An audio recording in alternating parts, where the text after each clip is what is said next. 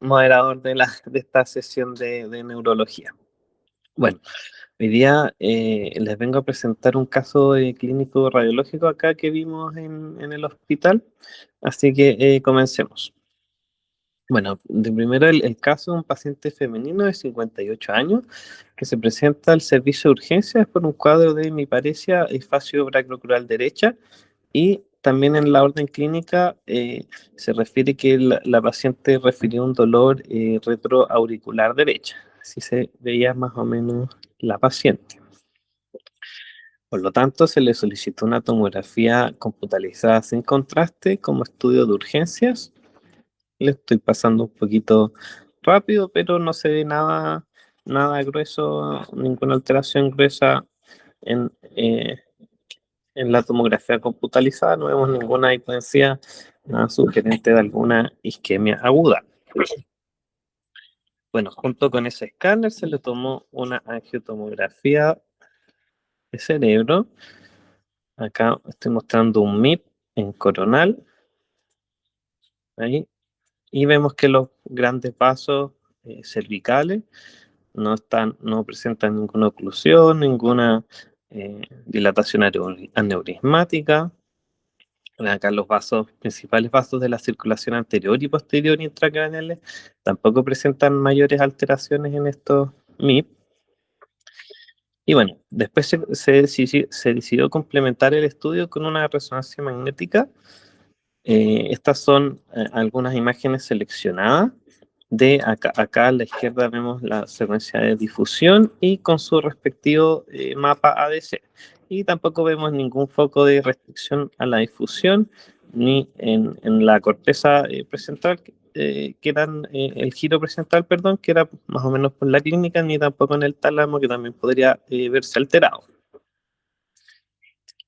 Respecto al flight, vemos un poco de hipointensidad periventricular de la sustancia blanca, puede ser microangiopatía crónica, pero no vemos ninguna lesión sugerente de isquemia. Y bueno, después también dentro de la secuencia se solicita un T1, que también está normal dentro de todo. Acá unas imágenes seleccionadas para que no haya ninguna alteración gruesa. Y se los mostré ese T1 porque acá quiero que traten de comparar un poquito acá con esta fase con contraste, que venga dolineo. Le voy a poner de nuevo el video.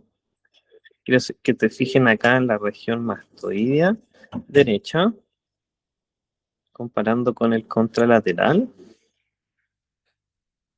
Si no se dieron cuenta, acá hay algunas imágenes seleccionadas, acá el T1 sin contraste y acá el T1 con contraste. Y bueno, si es que no se alcanzan a dar cuenta, acá le hago un poquito de zoom, acá fijándonos primero en la porción mastoidea del hueso temporal.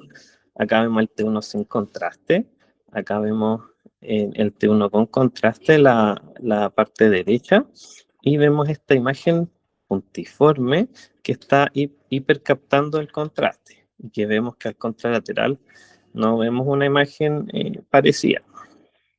Ahí está señalada con la flechita amarilla. Y ahí con estos círculos rojos vemos que no se encuentra representado en los otros lados ni en las secuencias no contrastadas. Después un corte un poco más superior. De nuevo, un poquito de zoom para ayudarnos.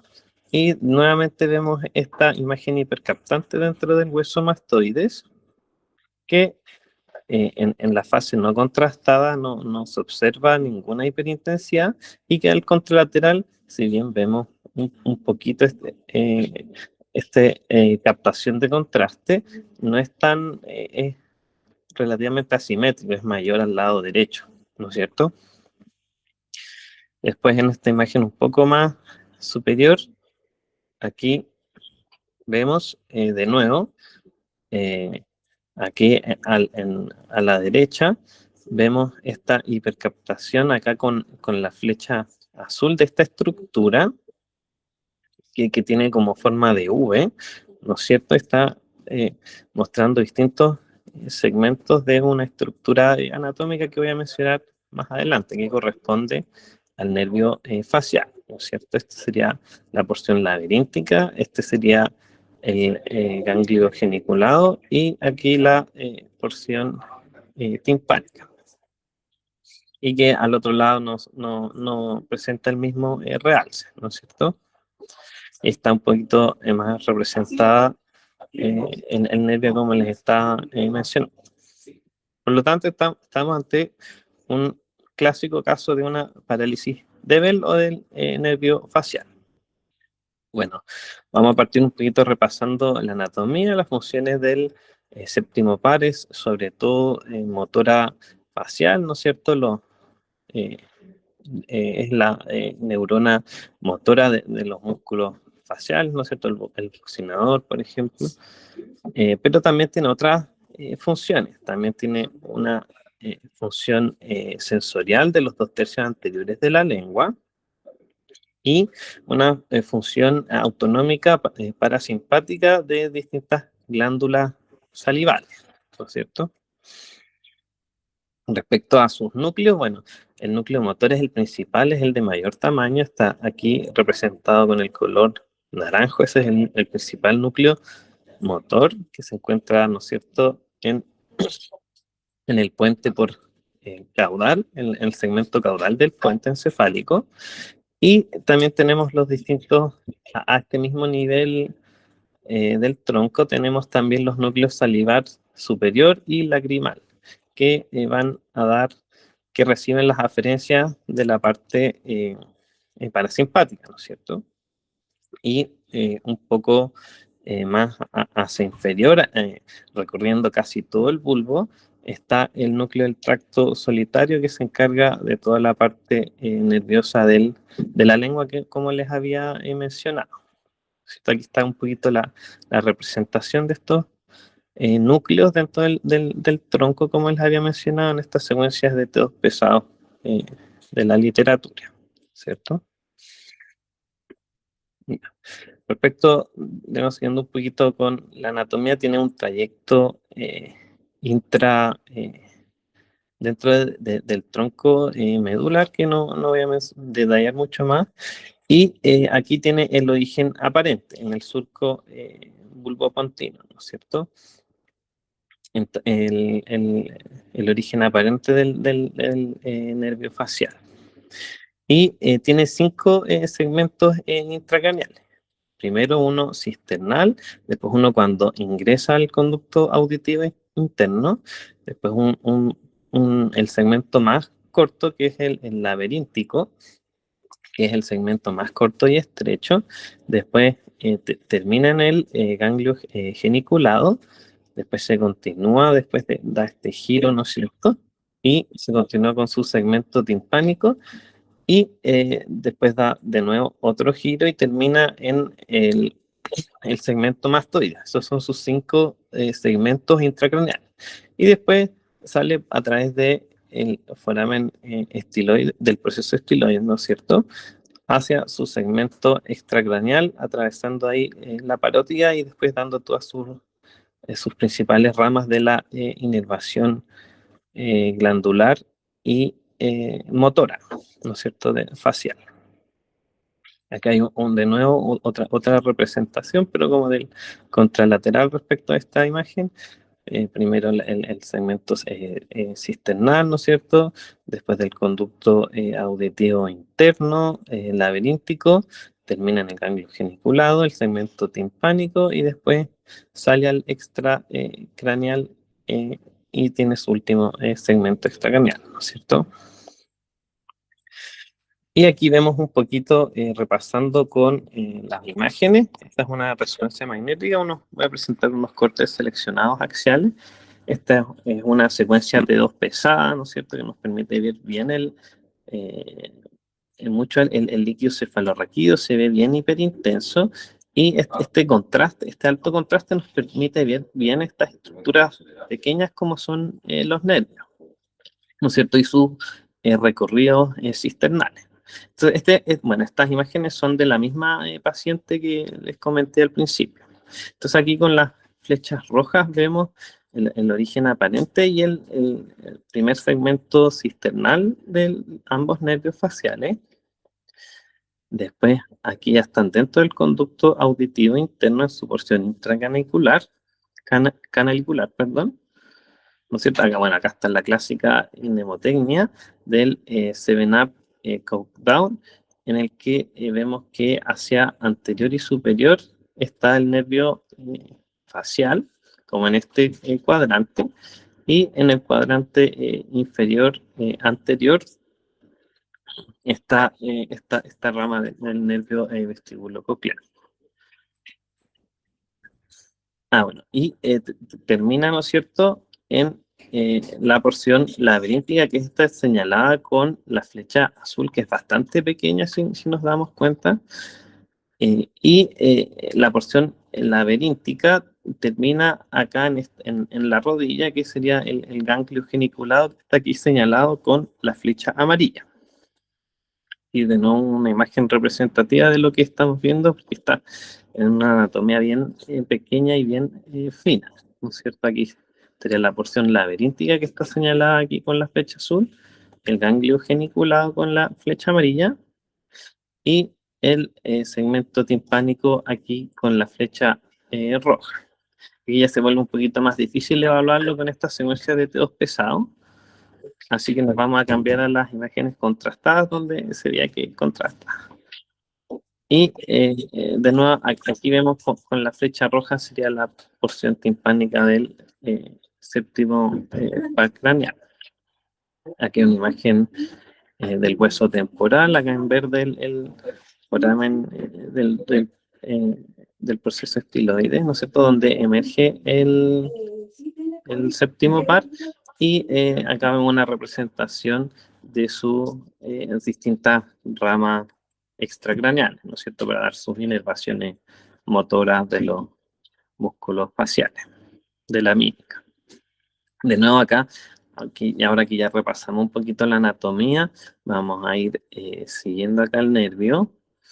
Claro, ahí está el segmento mastoide, vamos a devolvernos un poquito. Claro, ahí está su recorrido intracisternal, intracanalicular, perdón, laberíntico, el ganglio geniculado, timpánico, y acá ya el segmento mastoides hasta emerger a su segmento extracraneal, ¿no es cierto? Bueno, así respecto a la patología que les estoy presentando, la parálisis de Bell, que fue descrita primero por un neurólogo del mismo nombre, Sir Charles Bell, que fue un médico neurólogo de los 1800, ¿no es cierto? Y describió esta patología clásica, ¿no es cierto?, que es la parálisis del séptimo par craneano. La clínica clásica que se describe es parte con un dolor retroauricular agudo 1 o 2 días antes de la parálisis facial.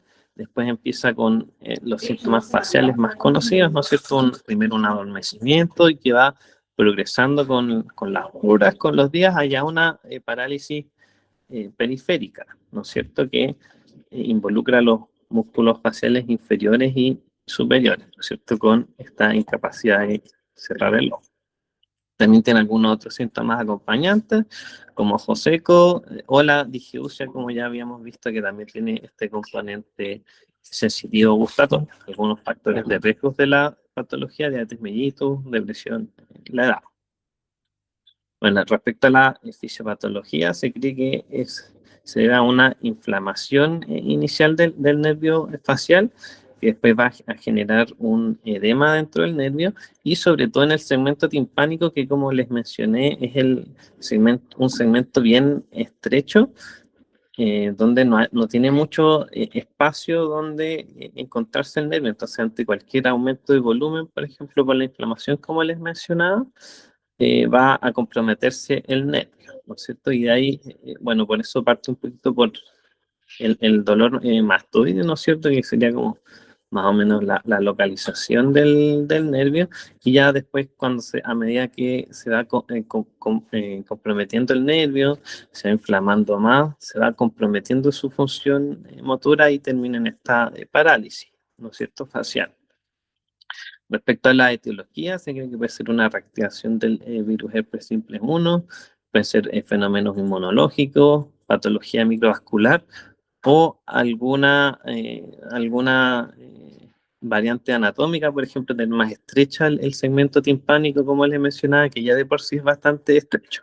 Entonces, si en un paciente, no sé, por haber nacido así con ese segmento más estrecho, lo predispone a tener esta patología ante cualquier inflamación del nervio, ¿no es cierto?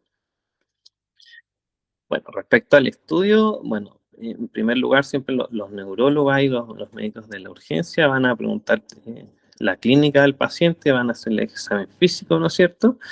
Y de ahí, según la sospecha clínica, se va a pedir un escáner, por ejemplo, si sospecha un ACV, o se puede pedir para estudiar esta patología en concreto, se puede pedir una resonancia magnética con contraste, ¿no es cierto?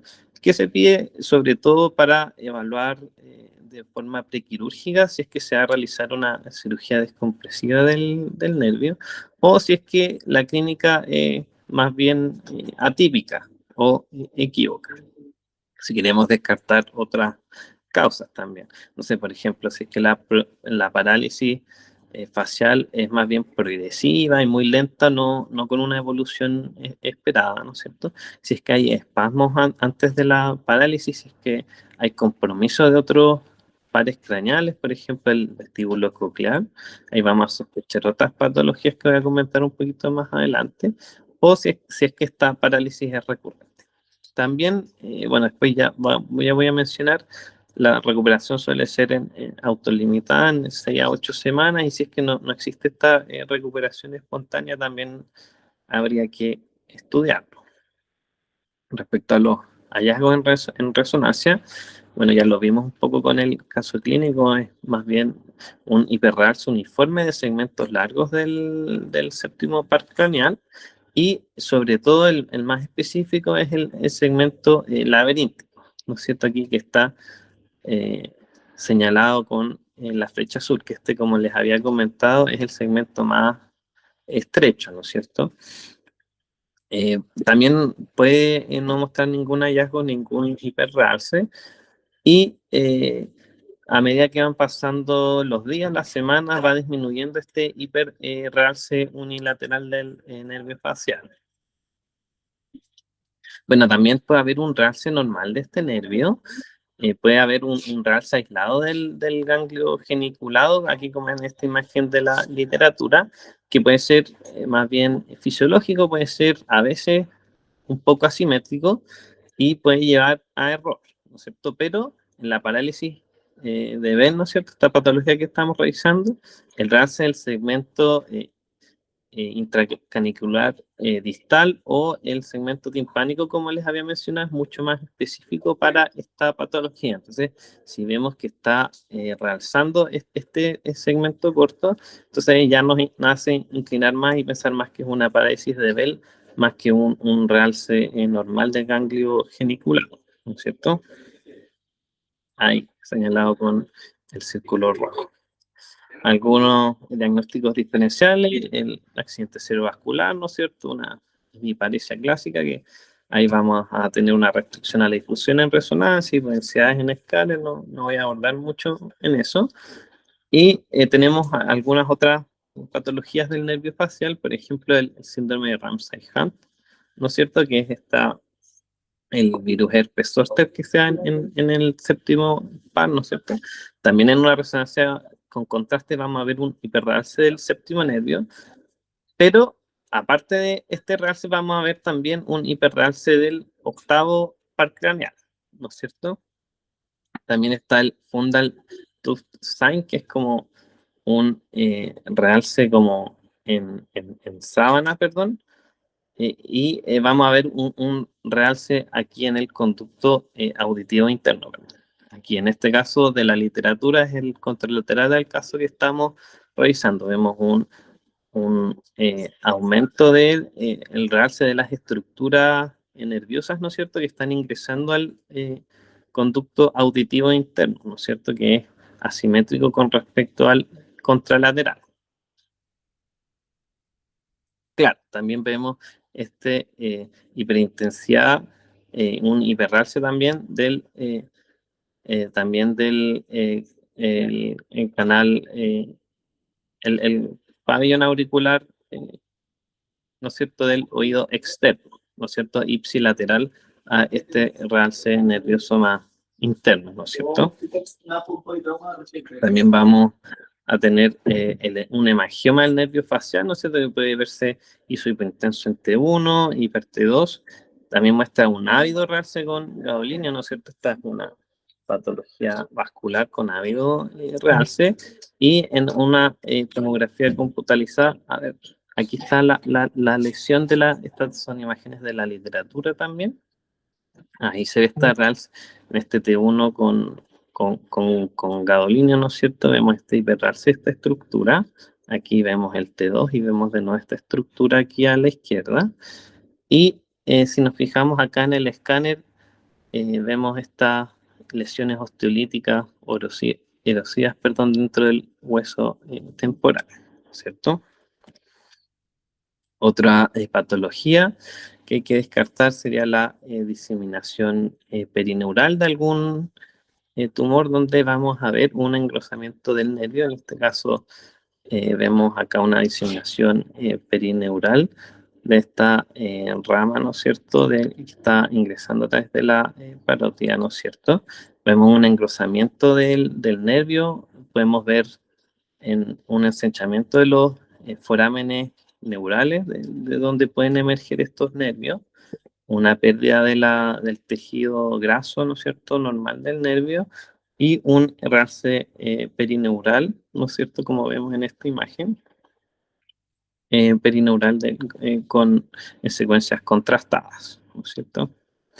Después también tenemos el síndrome de Guillain-Barré, que suele ser más un engrosamiento del nervio. Esta es una patología sobre todo de la columna, pero también puede afectar el séptimo par craneal. Y también, al igual que en la diseminación perinormal, vamos a ver un realce, hiperrealce, perdón, perineural. Esta es la neurosarcoidosis, que es una patología que solo la voy a mencionar. Y de la enfermedad de Lyme también vemos un engrosamiento de la raíz nerviosa. Esta es una patología que puede también en un 25% ser bilateral y también suele afectar a muchos otros pares craneales, no solo al séptimo par de forma aislada. Respecto un poquito del manejo, como les había mencionado antes, esta patología suele ser autolimitada en la mayoría de los pacientes, un 80% mejoran solos sin mayor manejo médico a las 6 a 8 semanas, y esta evolución favorable aumenta muchísimo con el manejo médico, ¿no es cierto?, con terapia antiinflamatoria corticoidal, ¿no es cierto? Ahora, en el caso de que no mejoren, como vimos, un pequeño porcentaje, pero puede suceder, pueden evolucionar después con cincinesias, ¿no es cierto?, estas contracciones espásticas de los músculos faciales. Y ahí ya el manejo es un poco más complejo y tiene que ser multidisciplinario, ¿no es cierto?, con fisioterapia, inyección de toxina botulínica, ¿no es cierto?, para apelar un poquito esos síntomas que van a estar afectando al paciente. Bueno, un poquito como ya para ir concluyendo, la parálisis de Bell, ¿no es cierto?, es una enfermedad que la mayoría de los casos es autolimitada. Hay que descartar estos diferenciales importantes, ¿no es cierto? Por ejemplo, el accidente cerebrovascular, ahí depende un poquito de la evaluación primero del clínico de urgencia, ¿no es cierto? Primero diferenciar las parálisis faciales centrales de las periféricas. El ganglio geniculado puede realzar de forma asimétrica, pero como ya vimos, lo que más nos va a hacer sospechar de una parálisis de Bell es el realce del segmento laberíntico. Hay que fijarse especialmente en ese segmento del nervio facial. Bueno, esa fue mi presentación. Muchas gracias por la atención. Buenos días a todos. Primero felicitar a Francisco porque dio una charla breve, precisa, concisa, a raíz de un caso de parálisis de Bell.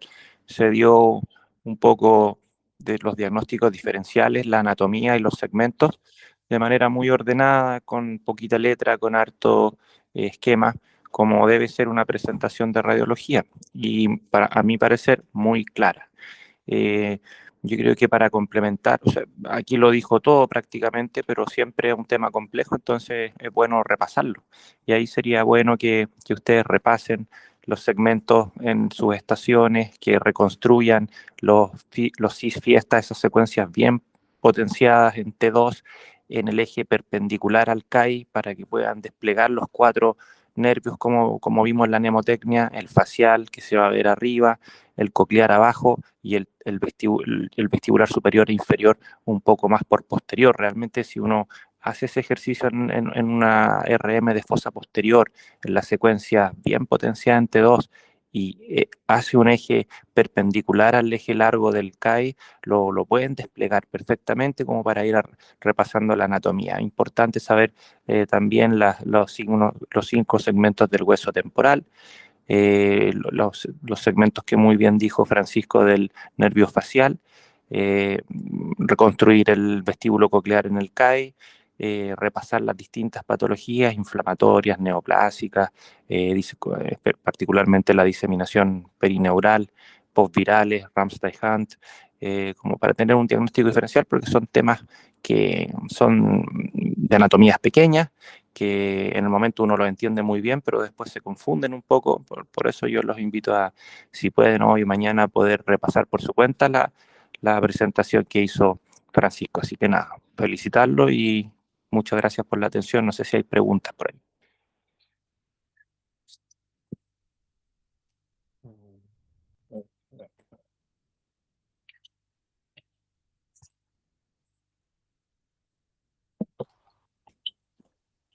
Parece que no hay preguntas.